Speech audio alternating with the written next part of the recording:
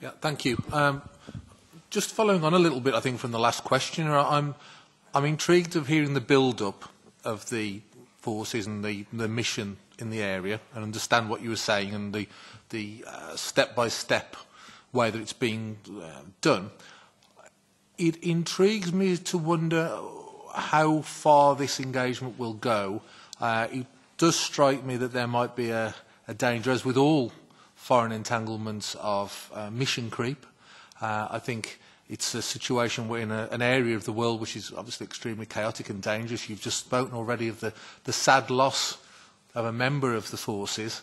I wonder what the thoughts are from yourself about the danger of the mission creep. And, you know, we get into these things, we all do. The Western world has done this so many times, to get involved with conflicts for all the right reasons and to begin to build up its presence in an area, often without an idea of the end point and hopefully the scale back and withdrawal and bringing the people home. So I'm interested in that side of it. I think it would be fascinating to know how you feel about the danger of a mission creep, because I think, just from a brief summary of this, I think there's every chance that you could get further and further drawn into basically a leftover of the colonial mistakes of the past, and to be drawn further in would be a modern-day tragedy, it would seem. Mr. Etheridge's question next. Mission creep. That's a good American or British term, a mission which just drags out, becomes perennial. We've seen it in other countries, and we've got famous examples, not necessarily within the European Union. We've got CSDP missions which are quite young. The oldest one is the one in Bosnia. It's extremely young compared with FINUL. It's extremely young compared with the UN operation, which has 30,000 men in the Congo.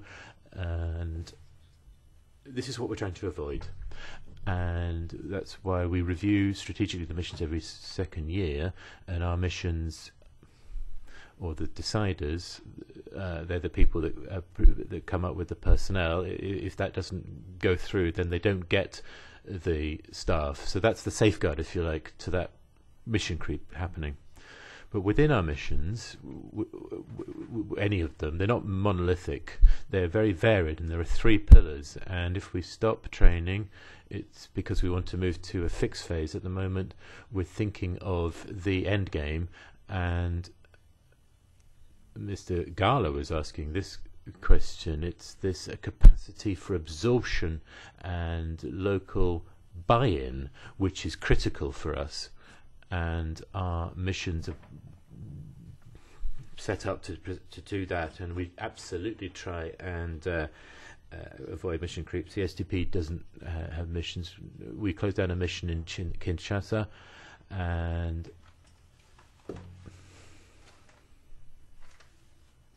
we've got, how can I put it, we've got that quality check that goes via the member states. Now in Mali, there is going to be an end because of the resources that member states give to CSDP. We're not Barkhane, we don't do mentoring, we don't accompany the people, we never do that, but we do train and we do see what's happening, and we realise what has been said here. There are problems with equipment, there are problems with support, and that's what it's all down to.